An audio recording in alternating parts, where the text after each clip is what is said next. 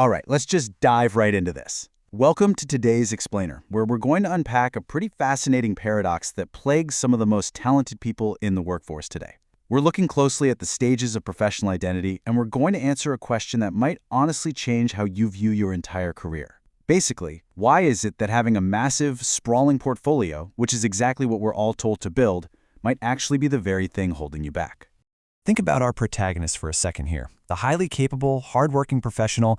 Look, maybe this is you. You've put in the hours, you've done the work, your skills have literally skyrocketed over the years. And yet, the opportunities, the recognition, or just the market position you command, it just doesn't seem to match your actual capability. You know you're qualified, but the market feels like it's dragging its feet in recognizing it. Well, if you've ever felt that incredibly frustrating disconnect, you are definitely not alone. The problem usually isn't your talent. The problem is how your professional identity has evolved, or more accurately, how it hasn't.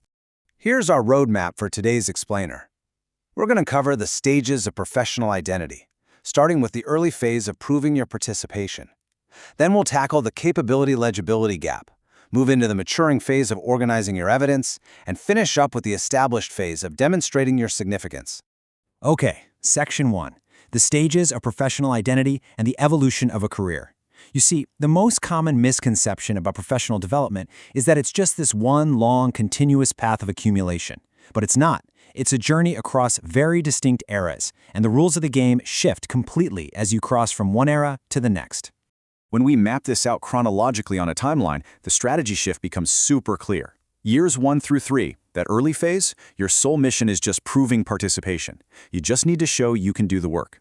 But as you hit years 4 to 8 in the maturing phase, and then 9+ in the established phase, the goal completely flips to organizing evidence and demonstrating significance. What made you successful in phase 1, just gathering more and more experience, actually becomes strategically inefficient by phase 3. Let's look at exactly why that happens. Moving to Section 2, the early stage, or proving your participation. In this initial stage, the game is quite literally all about proving that you can execute. What's really interesting is how logical this accumulation stage feels, right? If your portfolio is weak, well, you create more work. If you lack credibility, you just go gain more experience. You want more projects, more skills, more collaborations, more evidence. At this early stage, building up your archive is absolutely crucial. Your main problem is simply that you don't have enough evidence, and accumulation solves that beautifully. The market just needs to see that you can actually deliver on your promises. But then, eventually, you cross a threshold. You've accumulated years of activity, and evaluators look at your massive portfolio and think, wow, this person is really experienced. But almost immediately, they hit a wall. They ask, wait, experienced at what specifically? Best suited for which market? Most valuable under what circumstances? They see so much evidence of your past work that they actually become confused about what your true specialty even is. And that confusion leads us perfectly into Section 3, the capability-legibility gap. This right here is the major roadblock in professional development. It's exactly what happens when you accumulate more value than your public identity can efficiently communicate. Let's define this clearly. The capability-legibility gap is basically the structural distance between the professional value you actually possess and how clearly an evaluator, like a hiring manager or a client, can recognize and select that value. If you have high capability but low legibility, you create what researchers call interpretive friction.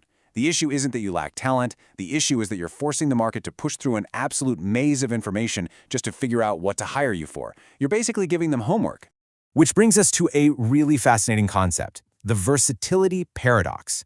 Now, we are always told that being versatile is a massive advantage, right? But the more categories you can plausibly occupy, say you do strategy, branding, marketing, and operations, the more important it becomes to establish a clear hierarchy. If you present all of those skills with equal weight, you don't look like a master of everything. You just diffuse your value. You become less selectable because the market doesn't know which category you actually dominate. It's like being a Swiss Army knife with 500 tools. I mean, sure, it's impressive, but no one can find the blade when they actually need it. Versatility without hierarchy is just noise. And this brilliantly illustrates our next pitfall, which is portfolio entropy. Think of a massive archive of all your work. As the sheer volume of your evidence increases without deliberate organization, the interpretation of your value gets progressively less efficient. Your absolute best, top-tier, most strategic work actually starts competing for attention with your average, everyday routine work. A massive portfolio shouldn't just prove you work hard. It needs to help an evaluator reach a strong conclusion in the shortest amount of time possible. This all boils down to the evaluator labor principle. Let's step into the shoes of the evaluator for a second. They have to observe, interpret, compare, categorize, and finally decide. That is exhausting. If your profile makes them do all the synthesis themselves, like sifting through dozens of disparate projects to find your core value, they simply won't do it. They'll just move on to someone whose profile requires less interpretive labor. The golden rule here: don't make the market work too hard to understand you.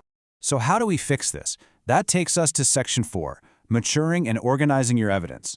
When you transition into this phase of your career, your strategy has to do a complete 180. The goal shifts entirely from accumulation and expansion over to consolidation and conversion.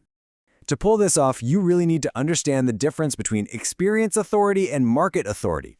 Experience authority just proves you have worked. It's the baseline. It says, hey, I have 10 years of experience. Market authority, on the other hand, is entirely different.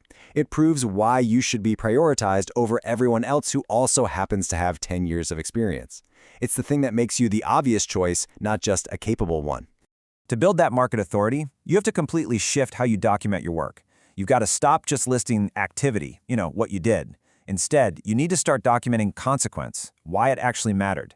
The market doesn't just need to know you launched a campaign, they need to know what commercial outcome emerged, what awards were won, or what institutional validation occurred. Activity proves participation, but consequence proves significance. Listen closely to this quote because it is a total paradigm-shifting rule. Capability creates eligibility. Positioning creates preference. Being highly capable only gets you on the short list, it just makes you eligible. But in a highly competitive market, selection almost never ends at eligibility. It's your positioning, how clearly and strategically you organize your evidence, that actually creates preference and gets you chosen. And that brings us to our final stage today, Section 5, established and demonstrating your significance.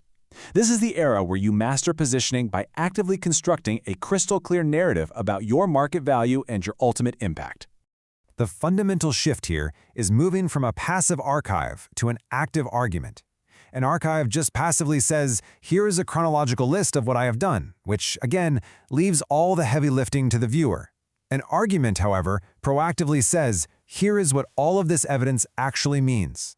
An argument organizes your evidence, creates a hierarchy, reduces ambiguity, and tells the market exactly where your strongest capabilities lie. At this stage, you don't need a larger archive, you need a stronger argument. So how do you build this? Well, here are 4 actionable steps to build your selection architecture. Step 1, identify your strongest existing evidence before you ever create new work. Step 2, establish a primary market interpretation. Pick the one category that should absolutely dominate and let the others just play a supporting role. Step 3, reduce evidence competition. Stop letting your outdated or average work dilute your best work. You have to create a hierarchy. And finally, Step 4, document consequence.